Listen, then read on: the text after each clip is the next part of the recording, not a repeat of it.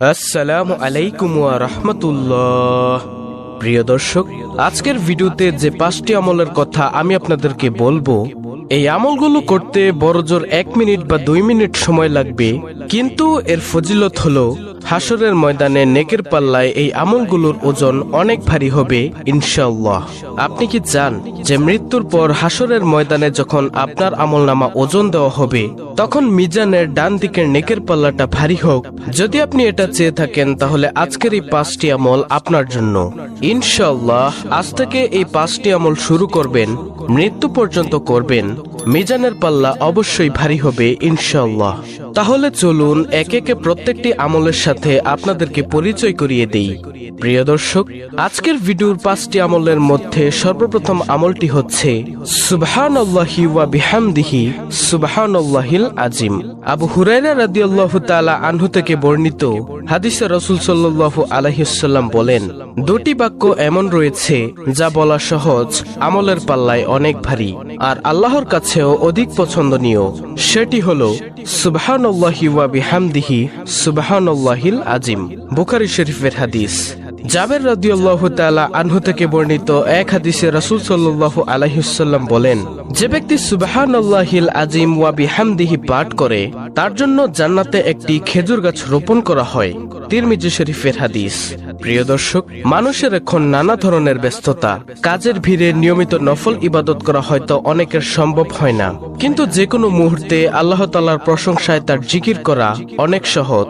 এতে কোনো সময় ক্ষেপণ হয় না, কাজেও ব্যাঘাত সৃষ্টি করে না। তাই সহজ আমল হিসেবে অত্যন্ত উপরোক্ত বাক্য দুইটি নিয়মিত পড়তে পারি। এতে অজ্ঞাতে ঘটে যাওয়া আমাদের বিভিন্ন গুনাহ আল্লাহ তাআলা মাফ করে দিবেন।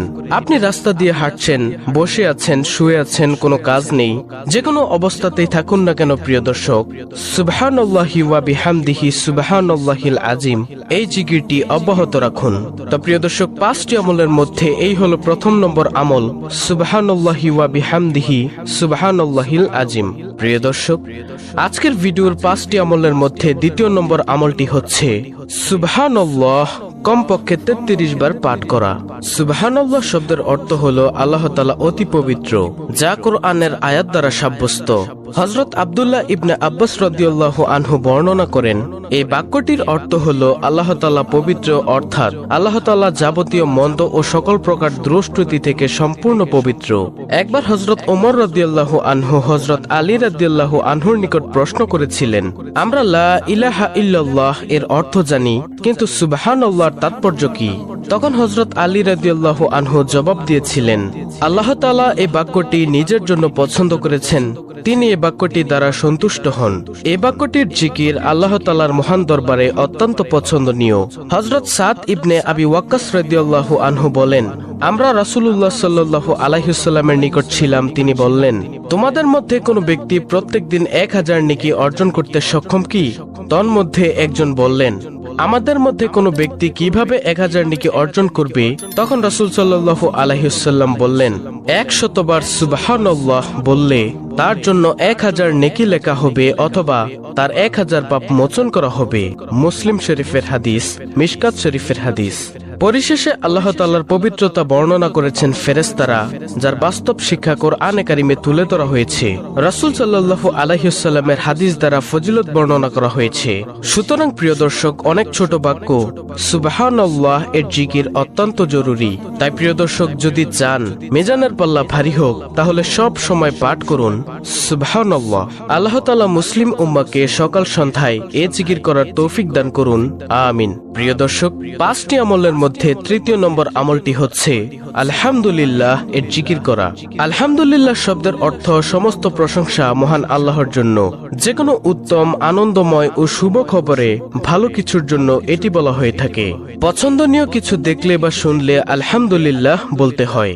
হাদিসে আছে, আল্লাহর মহাত্ম্য বর্ণনা ও প্রশংসার জন্য আলহামদুলিল্লাহর চেয়ে উত্তম বাক্য আর নেই। তিরমিজি শরীফের হাদিস। হাদিসে আলহামদুলিল্লাহকে সবচেয়ে উত্তম দোয়া বলা হয়েছে। প্রিয় নবী সাল্লাল্লাহু আলাইহি ওয়াসাল্লাম বলেছেন, সর্বোত্তম ফজিলতপূর্ণ বাক্য হলো লা ইলাহা ইল্লাল্লাহ এবং সর্বোত্তম দোয়া হলো আলহামদুলিল্লাহ। তিরমিজি। মহানবী সাল্লাল্লাহু আলাইহি ওয়াসাল্লাম আরো বলেছেন, আলহামদুলিল্লাহ আমলের পাল্লা পূর্ণ করে দেয়, আর সুবহানাল্লাহ ও আলহামদুলিল্লাহ শব্দ দুটি আসমান ও জমিনের খালি জায়গা পূর্ণ করে দেয়। মুসলিম শরীফ। যে কোনো অবস্থাতেই থাকুন না কেন প্রিয় দর্শক, আলহামদুলিল্লাহ এই জিকিরটি অব্যাহত রাখুন। তারপরে চতুর্থ নম্বর আমলটি হলো লা হাওলা ওয়ালা কুওয়াতা ইল্লা বিল্লাহ। লা হাওলা ওয়ালা কুওয়াতা ইল্লা বিল্লাহ হলো জান্নাতের গুপ্তধন সমূহের মধ্যে একটি গুপ্তধন। আব্দুল্লাহ ইবনে আমর রাদিয়াল্লাহু আনহু বর্ণনা করেন, রাসূলুল্লাহ সাল্লাল্লাহু আলাইহি ওয়াসাল্লাম বলেছেন, পৃথিবীর বুকে যে ব্যক্তি বলে লা ইলাহা ইল্লাল্লাহু ওয়াল্লাহু আকবার ওয়ালা হাওলা ওয়ালা কুওয়াতা ইল্লা বিল্লাহ, তার অপরাধগুলো ক্ষমা করে দেওয়া হয়, যদিও তা সাগরের ফেনা রাশির মতো পরিমাণ হয়। সুবহানাল্লাহ। তিরমিজি শরীফের হাদিস, হাদিস নম্বর 3460।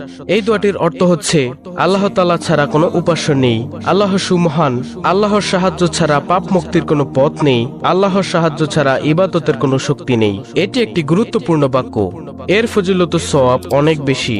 যখন মানুষ নিজের সক্ষমতার বাইরে কোনো পরিস্থিতি ও কাজের মুখোমুখি হয় যা সম্পাদন করা তার উপর কষ্টসাধ্য হয়ে পড়ে, তখন এই বাক্যটি পড়তে হয়। এছাড়া শয়তানের কোনো প্রতারণা ও আক্রমণ থেকে বাঁচার জন্য এই দোয়াটি পড়া হয়, লা হাওলা ওয়ালা কুওয়াতা ইল্লা বিল্লাহ। এটি পাঠ করে দোয়া করলে দোয়া কবুল হয়। বাড়ি থেকে বের হওয়ার সময় পাঠ করলে নিজেকে হেফাজত করা যায় এবং শয়তান দূরে সরে যায়। তাই প্রিয় দর্শক, যদি চান জান্নাতের গুপ্তধন পেতে, যদি চান মিজানের পাল্লা ভারী হোক, তাহলে সব সময় পাঠ করুন লা হাওলা ওয়ালা কুওয়াতা ইল্লা বিল্লাহ। প্রিয় দর্শক, আজকের ভিডিওর 5টি আমলের মধ্যে সর্বশেষ আমলটি হলো নবীজি সাল্লাল্লাহু আলাইহি ওয়াসাল্লামের উপর দুরূদ পাঠ করা। যে কোনো দুরূদ, সেটা হতে পারে দুরূদে ইব্রাহিম যেটা আমরা নামাজে পড়ে থাকি, অথবা সবচেয়ে ছোট দুরূদ সাল্লাল্লাহু আলাইহি ওয়াসাল্লাম। রাসূল সাল্লাল্লাহু আলাইহি ওয়াসাল্লামের নাম শুনলে দুরূদ পড়া তার প্রতি ভালোবাসার নিদর্শন। রাব্বে কারীম রাসূলের প্রতি দুরূদ পাঠের নির্দেশ দিয়ে পবিত্র কোরআনে ইরশাদ করেছেন, নিশ্চয়ই আল্লাহ নবীর প্রতি রহমত নাজিল করেন এবং তার ফেরেশতারাও নবীর জন্য রহমতের দোয়া করে। হে মুমিনরা, তোমরাও নবীর প্রতি রহমতের দোয়া করো এবং তাকে যথাযথভাবে সালাম জানাও। সূরা আহজাব আয়াত নম্বর 56। অন্য হাদিসে রাসূল সাল্লাল্লাহু আলাইহি ওয়াসাল্লাম ইরশাদ করেছেন, যে ব্যক্তি আমার প্রতি একবার দুরূদ পাঠ করে, আল্লাহ তাআলা তার প্রতি 10 বার রহমত বর্ষণ করেন, তার 10টি পাপ ক্ষমা করে দেন এবং তার মর্যাদার স্তর 10 গুণ বৃদ্ধি করে দেওয়া হয়। নাসাই শরীফের হাদিস। রাসূলের প্রতি দুরূদ পাঠকারী ব্যক্তি কিয়ামতের দিন রাসূলের একেবারে কাছেই থাকবে। এ সম্পর্কে হযরত আব্দুল্লাহ ইবনে মাসউদ রাদিয়াল্লাহু তাআলা আনহু থেকে বর্ণিত হয়েছে, তিনি বলেন, রাসূল সাল্লাল্লাহু আলাইহি ওয়াসাল্লাম ইরশাদ করেছেন, কিয়ামত দিবসে লোকদের মধ্যে ওই ব্যক্তি আমার অধিক নিকটতম হবে যে ব্যক্তি তাদের মধ্যে আমার প্রতি বেশি বেশি দুরূদ পাঠ করবে। তিরমিজি শরীফের হাদিস। তো প্রিয় দর্শক, এই হলো মাত্র 1 মিনিটে করা যায় মিজানের পাল্লা ভারী করার এমন 5টি আমল। অত্যন্ত গুরুত্বপূর্ণ একটি ভিডিও, তাই ভিডিওটিতে একটি লাইক দিবেন এবং কমেন্টে আমিন লিখবেন এবং ইসলামের আলো চ্যানেলটিকে সাবস্ক্রাইব করে বেল বাটন অল বাজিয়ে দিবেন এবং অন্য মুসলিম ভাই বোনদের কাছে ভিডিওটি শেয়ার করে দিবেন যেন তারাও আমলটি করতে পারে। আল্লাহ রাব্বুল আলামিন আমাদের সকলকে মিজানের পাল্লা ভারী করার এই 5টি আমল করার তৌফিক দান করুন। আমিন।